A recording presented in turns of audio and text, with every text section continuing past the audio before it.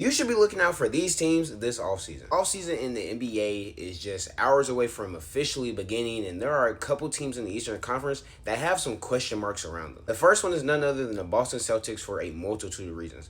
Your star player, Jason Tatum, goes out with an Achilles injury as you're maybe on the cusp of coming back against the Knicks. Who knows?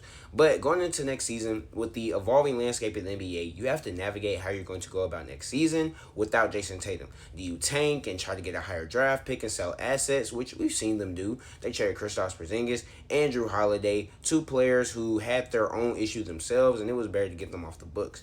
But now, do you look into trading a Derek White or a Jaylen Brown? Because maybe you want to sell high on Jaylen Brown, get something for him. That way when Jason Tatum comes back, he has somebody next to him.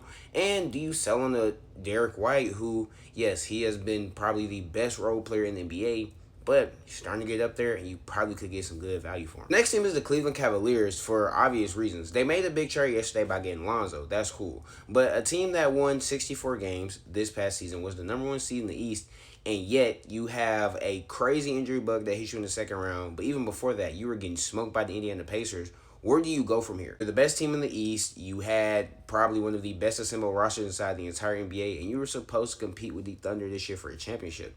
So the question becomes for Cleveland, where do you go from here? What do you do now? And the third one is the Miami Heat. I mean, you trade Jimmy Butler away, and now you have a Tyler Hero and Bam Adebayo duo, I guess. That's not going to be good enough in the NBA. So what are you going to do? I've heard they were in conversations for Kevin Durant. They might be in conversations for other big-name players. It's clear that they want to upgrade, but you definitely have some harsh decisions to make because Tyler Hero and Bam Adebayo are not going to take you where you want to go.